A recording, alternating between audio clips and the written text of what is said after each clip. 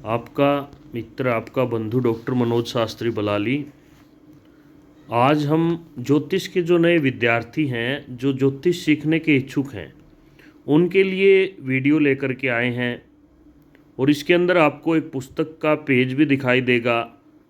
ज्योतिष सीखना बड़ा सरल है, लेकिन उसके लिए सबसे पहले रुचि होनी चाहिए। उसके बाद आपको इष्ट की सिद्धि भी होनी चाहिए और आपका ज्योतिष के प्रति पूरा विश्वास होना चाहिए कि 200% ज्योतिष सही कार्य करता है। हम बहुत सी पुस्तकें पढ़ते हैं, लेकिन दिमाग के अंदर बातें नहीं जाती। उसका रीज़न है क्योंकि आपको एक अच्छे गुरु की आवश्यकता रहती है। आजकल मोबाइल का साधन बड़ा अच्छा है, इसी का उपयोग करते हुए मैं आपको आज ज्योतिष का कुछ ज्ञान करवाने का प्रयत्न करूंगा। निश्चय ही आपको ये वीडियो पसंद आएगी और इसके सुनने के बाद आप अपने आप को ज्योतिष के शास्त्र के जितने सिद्धांत हैं उनमें से कुछ चीज़ें समझकर अपने दैनिक क्रियाकलाप में उसको जोड़ करके उसका प्रयोग करेंगे, उसका आप प्रैक्टिकल अध्ययन करेंगे, ऐसा मेरा विश्वास है। और इसी कड़ी को मैं आगे बढ़ाते हुए आपको बतलाना चाहूँगा कि ज्योतिष वेद की आँख कही गई है। 6 अंग हैं वेद के, उनमें से ज्योतिष प्रमुख है। अब हम बात करते हैं जो आपके सामने है। कुछ प्रारंभिक ज्ञान होने के उपरांत यही इच्छा होती है कि हमें पंचांग देखना आ जावे। पंचांग के मुख्य 5 अंग हैं: तिथि, वार, नक्षत्र, योग, करण। देसी भाषा में कई लोग इसे पतरा भी कहते हैं, परंतु वास्तविक नाम इसका पंचांग है। ये सब क्या है, यह बतलाने के उपरांत पंचांग देखना हम आपको बतलाएंगे।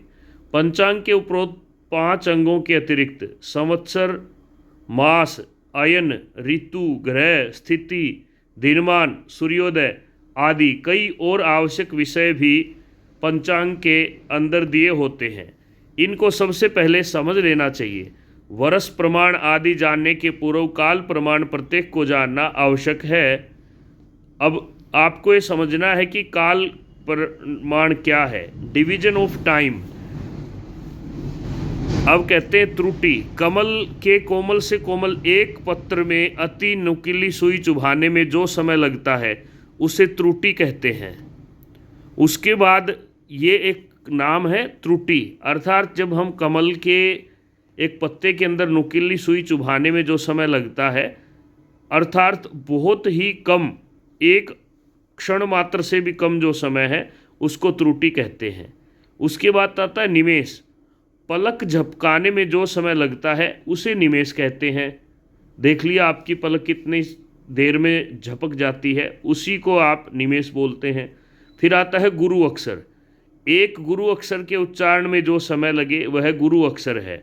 गुरु का अर्थ है लघु, दीर्घ, उसी प्रकार से लघु गुरु। गुरु अर्थात आ। प्राण। एक गुरु अक्षर के उच्चारण में जो समय लगे उसके 10 गुने समय को प्राण कहते हैं। भगण काल। कोई ग्रह एक भगण 360 डिग्री चक्कर पूरा करने में जो समय लगावे। भगण अर्थात यहाँ पे भगण का अर्थ आप व्याकरण में मत जाना, आपको ज्योतिष में समझना। भय का अर्थ है यहाँ पे आकाश, पूरे जो अंतरिक्ष का जो मंडल है 360 डिग्री का, उसका जो चक्कर लगता है उसमें जो समय लगता है उसको भगण बोलते हैं। सावन दिन। एक दिन सूर्योदय होने के उपरांत दूसरे दिन के सूर्योदय होने तक का जो समय है वह सावन दिन कहलाता है। अब नीचे आपको दिख रहा है 100 त्रुटि बराबर 1 लव बराबर 1 तत्पर, 30 लव बराबर 1 निमेष और 10 गुरु अक्षर बराबर 1 प्राण बराबर 1 असु, अर्थात प्राण को असु भी कहते हैं। अब 45 निमेष 45 बार आँख झपकाते हैं, उसके बराबर 1 प्राण होता है और 6 प्राण के बराबर 1 पल होता है, जिसको आप विनाडी, विघटिका या विघटी शब्द भी जान सकते हैं। ये अलग अलग नाम इसलिए दिखाए हैं कि कई पुस्तकों में पल की जगह पे विघटी या विघटिका भी लिखा हुआ मिल सकता है। 10 विपल बराबर 1 प्राण या असु और 60 विनाड़ी 1 नाड़ी बराबर घटी। घटी और नाड़ी एक ही चीज़ है, इसको आप समझ लीजिए।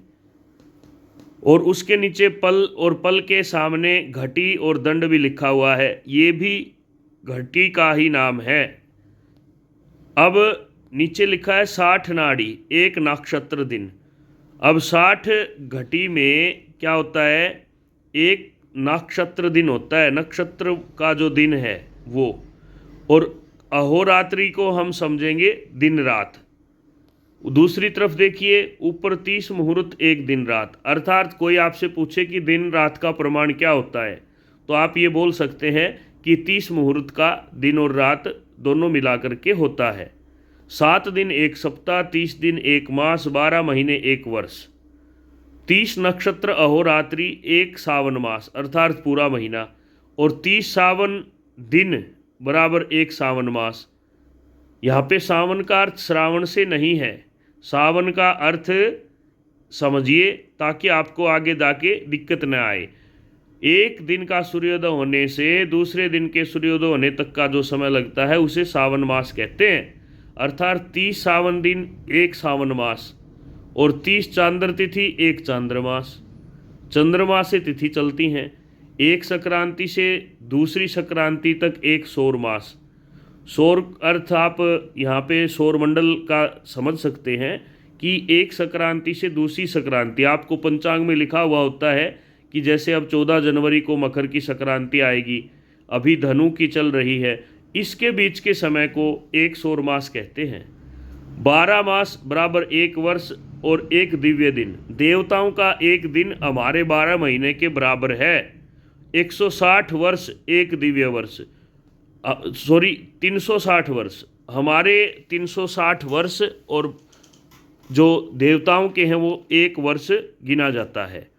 इस प्रकार से 60 तत्प्रतिविकला एक प्रतिविकला, और 60 प्रतिविकला एक विकला, 60 विकला एक कला, 60 कला एक अंश, 30 अंश एक राशि।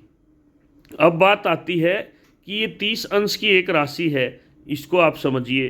30 अंश की एक राशि अर्थात एक राशि में जितनी देर चंद्रमा रहता है, और उसी के अनुसार अंश के अनुसार ही राशि गिनी जाती है। कोई बच्चा जन्म लेता है तो कितनी देर चंद्रमा वहाँ पे उस राशि में है।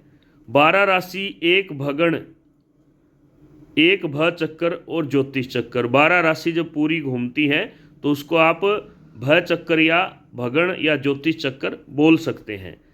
इस प्रकार से आप आगे समझते जाइए। 60 तत्परस एक परस, 60 परस एक विलिप्ता, 60 विलिप्ता एक लिप्ता, 60 लिप्ता एक विघटिका पल। 60 विघटिका बराबर एक घटिका दंड, और एक घटिका दंड एक दिन रात्रि। अनुपल बराबर एक विपल, लगभग 2/5 सेकेंड, सेकेंड का भी आधा हिस्सा। और बराबर सामने देखिए 60 विपल बराबर एक पल अर्थात 24 सेकेंड। 24 सेकेंड के समय को हम पल बोल सकते हैं, और 60 पल को एक घड़ी कहते हैं। घड़ी लगभग 24 मिनट की होती है। घड़ी एक ही चीज़ है। 60 घड़ी बराबर एक दिन रात 24 घंटा, और 2.5 विपल एक सेकेंड, 2.5 पल एक मिनट, और 2.5 घड़ी एक घंटा, और 11.25 निमेष बराबर एक सेकेंड, और एक असु प्राण बराबर 4 सेकेंड।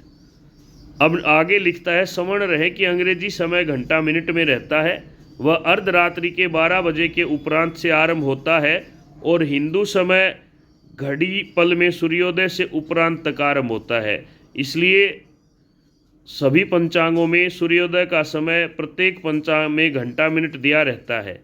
इस समय यदि घंटा मिनट में हो तो सूर्योदय का समय घटा देने से सूर्योदय के बाद के घंटा मिनट निकल आवेंगे। जैसे किसी बालक का जन्म 8 बजे दिन में हुआ है, पंचांग में देखा कि उस दिन सूर्य 6 बजे उदय हुआ है, 8 घंटा में से 6 बजे घटाए तो शेष 2 घंटा बचे। अब 2 घंटा के घड़ीपल बना लो।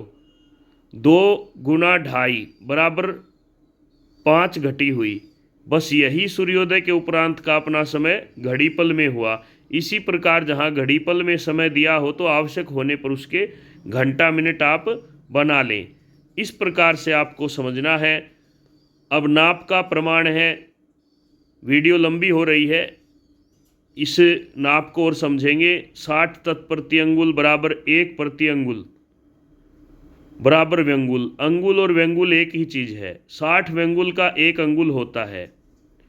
नवीन माप, प्राचीन माप, इसको समझिए। पुराने जो माप हैं वो है 2.25 इंच 1 गिरह, 4 गिरह 1 बित्ता और 4 बित्ता 1 गज, 12 इंच 1 फुट, 3 फुट 1 गज और 1760 गज को 1 मील कहते हैं। प्राचीन माप जौ के नाम से 8 जौ की चौड़ाई को 1 अंगुल कहते थे। जौ अर्थात जौ का दाना हम रखते हैं तो 8 रखने पर 1 अंगुल बनता है। 24 अंगुल 1 हाथ, 4 हाथ 1 दंड, 2000 दंड 1 कोस और 4 कोस 1 योजन, 10 हाथ 1 बांस। और अंग्रेजी जो आपको प्रमाण मिलेगा उसमें है, यदि 2.5 फुट का 1 हाथ माना जावे तो 1 दंड 2 गज का होगा और 1 कोस 4000 गज और अर्ध कोस 2000 गज। इस प्रकार से अंग्रेजी मील में 1760 गज होते हैं। इसको समझने के बाद आप निश्चय ही ज्योतिष में प्रवेश करने के लिए आगे बढ़ सकते हैं। अगर आपको ये वीडियो अच्छी लगती है, आपके कुछ दिमाग में आता है तो कमेंट करिए या हमें फ़ोन करिए ताकि आगे हम और अच्छा करने का प्रयास करें। धन्यवाद।